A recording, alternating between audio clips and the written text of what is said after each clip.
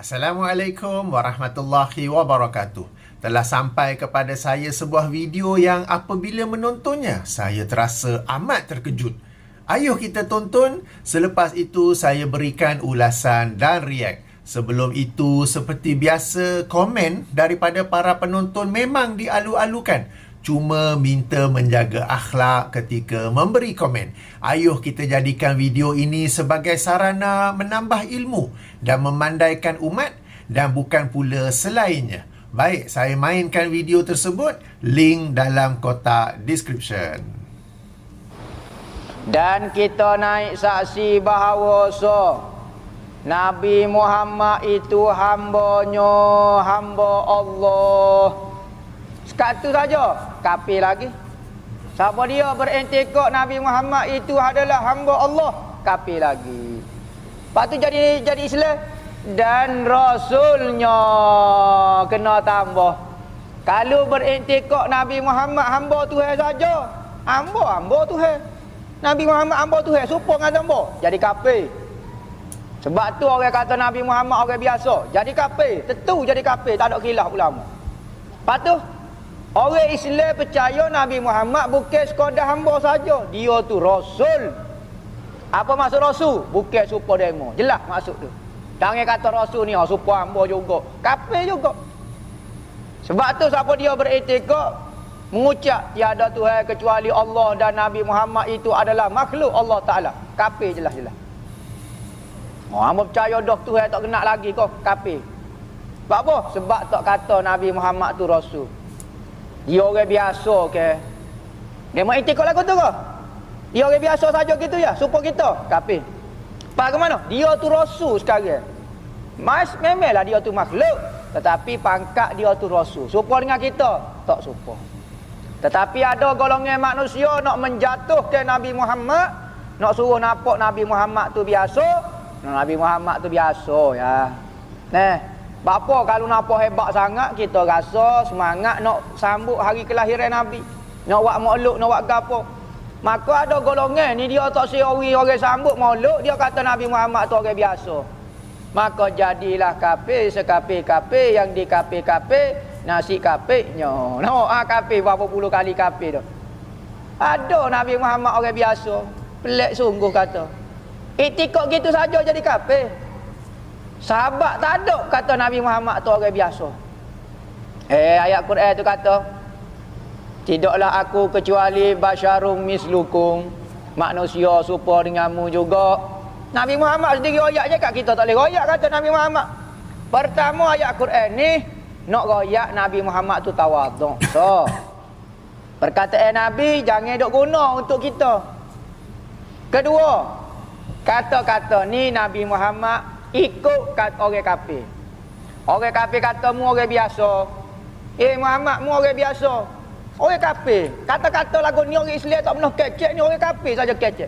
Maka Nabi Muhammad kata, memanglah aku orang biasa, tapi aku dapat wahyu. Maka kita ambil perkataan, memanglah hamba ni orang biasa. Bukan Nabi Muhammad nak suruh orang Islam beriktikad lagu tu. Orang Islam tak pernah iktikad lagu tu. Tu perkataan orang kafir. Apa kita duk pegang wak akidah perkataan orang kafirnya? Orang kafir tak pernah melihat kehebatan Nabi Muhammad. Bagi dia Nabi Muhammad tu orang biasa. Maka Nabi Muhammad kata, munafik aku biasa. Kita pun faham. Nabi Muhammad sendiri ayat tu dia orang biasa. Nabi Muhammad duk kecek dengan orang kafir ni dialog ni. Apa kita guna perkataan orang kafir buat akidah pula? Okey, kita sudah pun mendengarnya ulasan saya. Pertama, antara manhaj Ahlussunnah wal Jamaah ialah sangat berhati-hati dalam menjatuhkan hukum kafir. Antara sikap hati-hati itu adalah kaedah tidak boleh menjatuhkan hukum kafir ke atas sesuatu yang samar-samar. Atau dalam bahasa Inggeris, you cannot rule a Muslim as a kafir based on ambiguity. Menjatuhkan hukum kafir hanyalah ke atas keyakinan, ucapan atau perbuatan yang jelas-jelas secara pasti menunjukkan kepada kekafiran. Itu pun setelah dilakukan iqamatul hujjah ke atas individu terbabit. Iqamatul hujjah bermaksud menegakkan hujjah, dan ia antara lain merangkumi: pertama, menegakkan hujjah melalui penerangan yang jelas lagi terbaik. Kedua, memastikan tiada keuzuran di pihak individu terbabit seperti salah faham, kekeliruan, dipaksa, darurat, tersilap, tersasul atau terlupa. Ketiga, memberi individu itu tempoh yang sesuai untuk mengkaji dan memahami penegakan hujah yang telah diberikan kepadanya untuk dia bertaubat. Ini kerana kelaziman ciri manusia adalah memerlukan sedikit masa untuk melakukan perubahan daripada apa yang pada awalnya disangkakan betul kepada apa yang sebenarnya betul. Lebih daripada itu, proses menegakkan hujah, memberi penjelasan mungkin tidak cukup sekali, tetapi perlu diberikan beberapa kali dengan teknik yang berbeza-beza. Jadi semua ini tentu memerlukan tempoh yang tertentu. Selain itu, menjatuhkan hukum kafir adalah urusan pemerintah dan wakilnya seperti Jabatan Mufti atau ahli jawatan kuasa fatwa. Ia bukanlah urusan individu, baik ustaz mahupun bukan ustaz.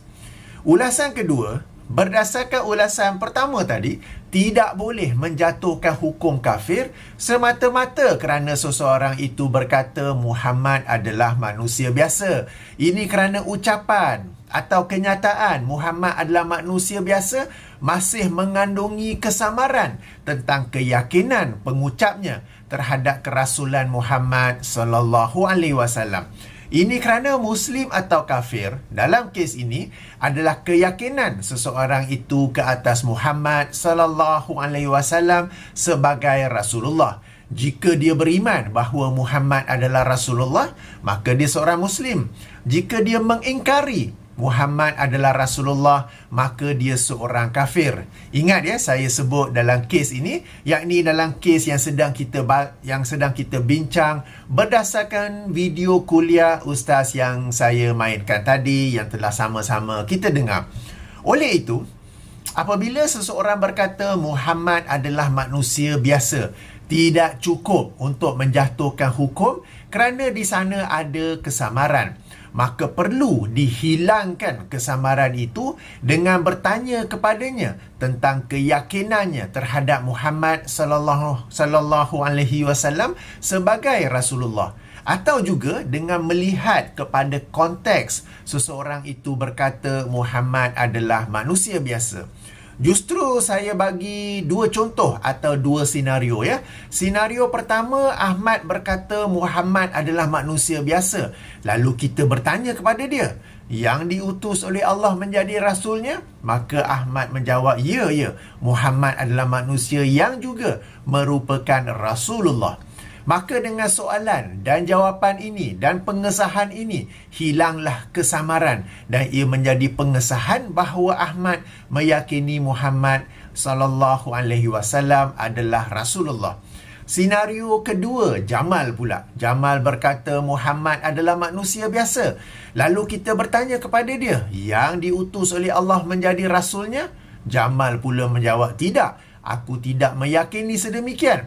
Dengan jawapan ini, barulah dikata Jamal telah mengucapkan sesuatu yang menunjuk kepada kekafiran dan selanjutnya dilaksanakan iqamatul hujjah ke atasnya. Iqamatul hujjah ini adalah sebagaimana yang saya jelaskan dalam ulasan pertama tadi. Baik, ulasan ketiga. Sebagaimana yang saya katakan dalam ulasan kedua tadi, apabila seseorang itu berkata Muhammad adalah manusia biasa, hendaklah juga melihat kepada konteks ucapannya. Sebagai contoh, kami para pejuang sunnah dan pembasmi bid'ah lazim menyebut Muhammad adalah manusia biasa. Ucapan ini hendaklah dilihat pada konteksnya. Saya berikan beberapa senario ya. Okey, senario pertama, kami mengatakan Muhammad adalah manusia biasa dalam konteks menafikan mereka yang berkeyakinan Muhammad adalah Allah. Jangan terkejut ya. Ada aliran yang berkeyakinan, yang berakidah Muhammad adalah Allah, Allah adalah Muhammad. Bahkan ingat tak ada seorang ustaz tu yang menafsirkan perkataan huwa dalam ayat pertama surah Al-Ikhlas sebagai Muhammad, sehingga firman Allah Subhanahu wa taala, "Qul huwallahu ahad," diterjemahkannya atau ditafsirkannya sebagai katakanlah Muhammad adalah Allah yang Esa. Ustaz itu penampilannya, suaranya sebiji macam pelanduk dua serupa agaknya. Okey. Senario kedua, kami mengatakan Muhammad adalah manusia biasa dalam konteks menafikan segelintir yang meyakini sebahagian daripada sifat Allah ada pada diri Muhammad sallallahu alaihi wasallam. Misalnya mereka meyakini Muhammad dapat memakbulkan doa, lalu mereka berdoa, merayu atau lebih tepat beristighasah kepada baginda. Senario ketiga, kami mengatakan Muhammad adalah manusia biasa dalam konteks menafikan mereka yang menceritakan pelbagai-pelbagai kejadian luar biasa pada saat kelahiran baginda.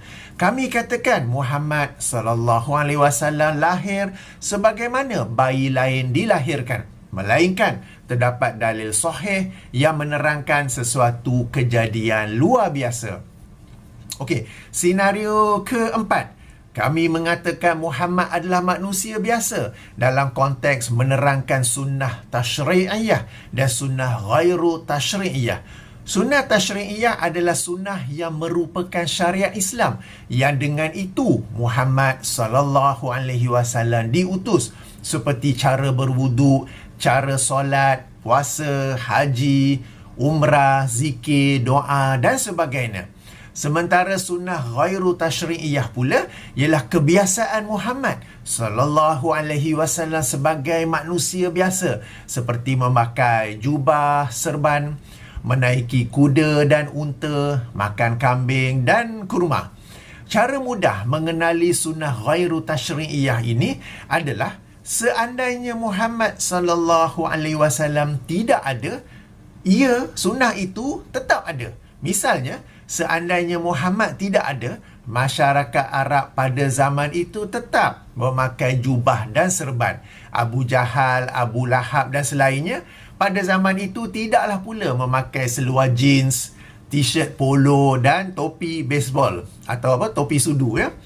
Tentang sunnah tashri'iyah pula, cara mudah untuk mengenalinya adalah seandainya Muhammad sallallahu alaihi wasallam tak ada, sunnah tu pun tak ada. Seandainya Muhammad tidak mengajar, menunjukkan cara berwuduk, wuduk itu pun tak ada. Seandainya baginda tidak mengajarkan solat mula daripada takbir sehinggalah ke salam dengan semua pergerakan-pergerakannya, dengan semua bacaan-bacaannya, solat itu pun tidak ada. Itu cara mudah mengenali sunnah tashri'iyah dan membezakannya dengan sunnah ghairu tashri'iyah. Alang-alang sebut tentang dua jenis sunnah ini, sedikit penjelasan tambahan. Ketahuilah bahawa apabila para ulama kita rahimahumullah membahagikan bida'ah kepada terpuji dan tercela, hasanah dan sayyi'ah, maka bida'ah hasanah merujuk kepada perkara baharu yang dibuat di atas sunnah ghairu tashri'iyah. Sementara bida'ah sayyi'ah merujuk kepada perkara baharu yang dibuat di atas sunnah tashri'iyah. Demikian juga apabila para ulama kita mengatakan bida'ah itu ada yang wajib, sunat dan mubah, ia merujuk kepada perkara baharu yang dibuat di atas sunnah ghairu tashri'iyah. Sementara bida'ah yang makruh dan haram merujuk kepada perkara baharu yang dibuat di atas sunnah tashri'iyah. Adapun apabila Rasulullah sallallahu alaihi wasallam melarang bid'ah dan mengatakan semua bid'ah adalah sesat, baginda merujuk kepada perkara baharu yang dibuat di atas sunnah tashri'iyah. Okey, kembali kepada topik kita. Oleh itu apabila dibaca atau didengar kata-kata Muhammad adalah manusia biasa, hendaklah disemak konteks ucapan tersebut. Lebih-lebih lagi apabila ia diucapkan oleh mereka yang memang dikenali bersungguh-sungguh menghidupkan sunnah Rasulullah sallallahu alaihi wasallam dan bersungguh-sungguh membasmi bid'ah, baik bid'ah akidah mahupun bid'ah ibadah. Sudah tentu mereka ini beriman bahawa Muhammad bukan sekadar manusia biasa, tetapi juga adalah utusan Allah, adalah juga Rasul Allah, ya. Okey, seterusnya ulasan keempat. Ustaz Muhaizat menyebut bahawa firman Allah Subhanahu Wa Taala dalam rangkap pertama ayat 110 surah Al-Kahf merujuk kepada sifat tawadu Rasulullah dan dialog baginda dengan orang kafir musyrik. Ayuh kita baca dulu ayat tersebut di mana Allah Subhanahu Wa Taala berfirman, "Qul innama ana basyarum mislukum yuha ilayya annama ilahukum ilahun wahid." Bermaksud, katakanlah wahai Muhammad, sesungguhnya aku tidak lain adalah manusia semisal kalian. Diwahyukan kepadaku, sesungguhnya Tuhan kalian tidak lain adalah Tuhan yang satu atau Tuhan yang esa. Baik. Ustaz Muhaizat berkata rangkap ini menunjuk kepada sikap tawadu Rasulullah sallallahu alaihi wasallam. Saya kata betul, benar, ia ada disebut oleh Imam Al-Baghawi rahimahullah yang wafat tahun 510 Hijrah dalam kitab tafsirnya.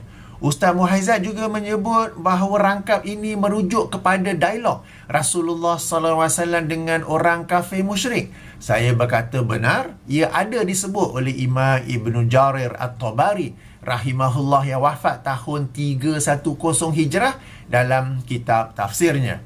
Akan tetapi, walau bagaimanapun, namun begitu, rangkap ini bersifat umum, maka hendaklah ia difahami secara umum, melainkan terdapat dalil lain yang membataskannya, mengkhususkannya atau mengecualikannya kepada maksud tertentu.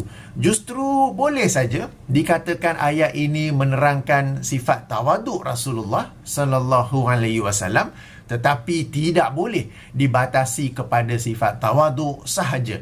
Boleh juga dikatakan ayat ini merujuk kepada dialog dengan orang kafir musyrik, tetapi tidak boleh dibatasi kepada orang kafir musyrik sahaja. Apatah lagi ayat ini dimulakan dengan perintah kul yang bermaksud katakanlah, bererti ia adalah ayat yang hendaklah diperkatakan, disampaikan dan disebarkan kepada semua, baik yang muslim mahupun yang kafir. Ayuh kita tadabbur sedikit rangkap pertama ayat ini. Allah Subhanahu Wa Taala memulakannya dengan inna yang bermaksud sesungguhnya. Padahal boleh saja ayat ini terus kepada mesejnya yang ini, aku adalah manusia. Peranan inna di sini adalah sebagai penegasan atau penekanan. Oleh kerana itulah ia bermaksud atau diterjemahkan kepada sesungguhnya aku adalah manusia. Kemudian sesudah inna ada pula perkataan ma atau alif, mim alif, okay? Mim alif yang bermaksud tidak. Ia berperanan sebagai pembatasan sehingga perkataan innama bermaksud ataupun diterjemahkan sebagai sesungguhnya aku tidak lain adalah manusia. Bezakan ya, jika inna sahaja maka ia diterjemahkan sebagai sesungguhnya aku adalah manusia. Namun jika ada tambahan mim alif, yakni innama, maka ia bermaksud sesungguhnya aku tidak lain adalah manusia. Apabila sudah ada penegasan yang diikuti dengan pembatasan, bererti Muhammad sallallahu alaihi wasallam benar-benar adalah manusia, tidak lebih dari itu. Kemudian perhatikan pula firman Allah mislukum yang bermaksud semisal kalian atau seperti kalian. Sebenarnya apabila di awal ayat Allah sudah pun berfirman yang bermaksud sesungguhnya aku tidak lain adalah manusia, ia sudah lebih dari cukup bagi menetapkan, bagi mengesahkan bahawa Muhammad adalah manusia, tidak lain, tidak bukan adalah manusia. Namun Allah Subhanahu Wa Taala mengetahui di masa kemudian akan ada orang yang menyandarkan sesuatu yang tidak benar ke atas kekasihnya Muhammad sallallahu alaihi wasallam, sehingga mereka mendakwa atau berkeyakinan Muhammad adalah manusia yang juga Tuhan. Muhammad adalah manusia yang memiliki sebahagian sifat ketuhanan, seperti memakbulkan doa kan, mengetahui perkara gaib. Muhammad manusia yang dilahirkan dengan pelbagai kejadian luar biasa dan macam-macam lagi. Maka Allah menguatkan lagi, padahal dah kuat dah, menguatkan lagi hakikat bahawa Muhammad adalah manusia dengan menyamakan baginda dengan manusia lain. Oleh kerana itu tidak cukup sekadar sesungguhnya aku tidak lain adalah manusia, tetapi Allah tambah sesudah itu semisal kalian atau seperti kalian. Oleh itu Muhammad sallallahu alaihi wasallam sesungguhnya adalah manusia, tidak lain tidak bukan adalah manusia, dan manusia yang sama seperti manusia lain. Apa-apa perbezaan selain itu maka hendaklah dikemukakan dalil.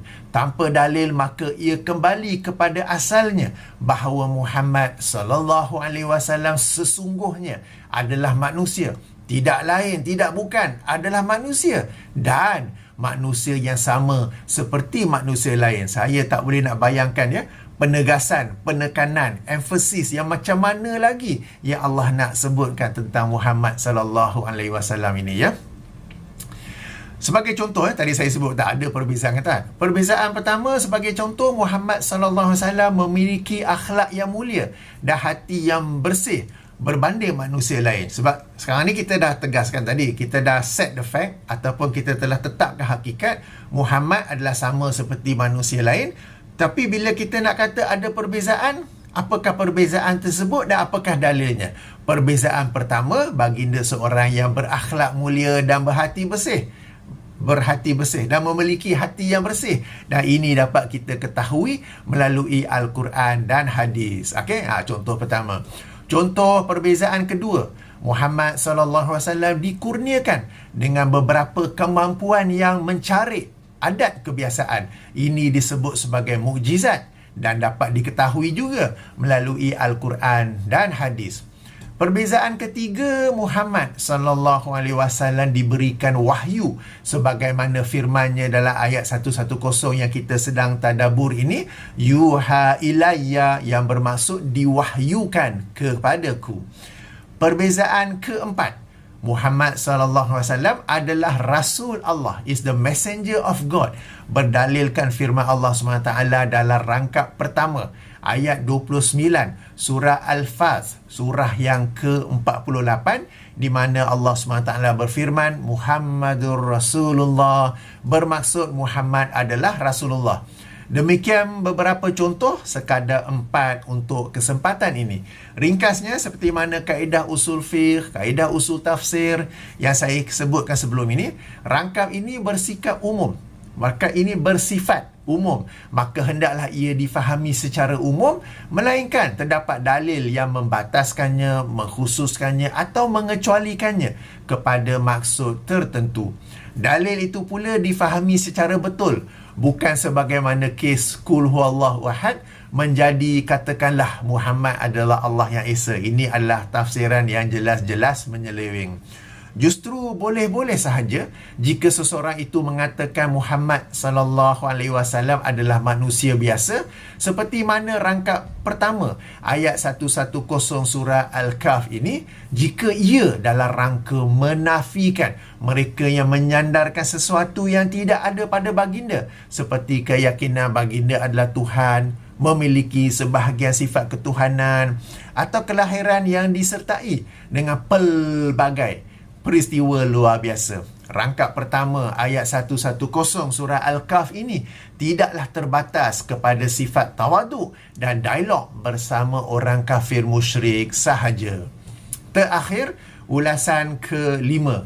Kita lazim dengar bahawa kononnya para pejuang sunnah, para salafiyah atau apa yang disebut-sebut sebagai Wahabi, kononnya mereka inilah mudah mengkafirkan orang Islam. Padahal dalam video yang sedang saya ulas dan react ni, yang kita tonton tadi tu, jelas, berpuluh kali jelas bahawa yang mudah mengkafirkan adalah, anda boleh jawab sendiri. Bezakan bahawa kami memang ada membicarakan dan mengajarkan perkara-perkara yang membatalkan keislaman atau perkara-perkara yang boleh membawa kepada kekafiran. Namun ia merujuk kepada sesuatu yang jelas, seperti jika dalam kes ini Muslim yang tidak beriman bahawa Muhammad sallallahu alaihi wasallam adalah Rasul Allah, bukan sesuatu yang ada kesamaran padanya, seperti seseorang yang sekadar berkata Muhammad adalah manusia biasa. Baik, sehingga sini saja dahulu. Saya tutupi dengan subhanakallahumma wa bihamdika asyhadu an la ilaha illa anta astaghfiruka wa atubu ilaika. Assalamualaikum warahmatullahi wabarakatuh.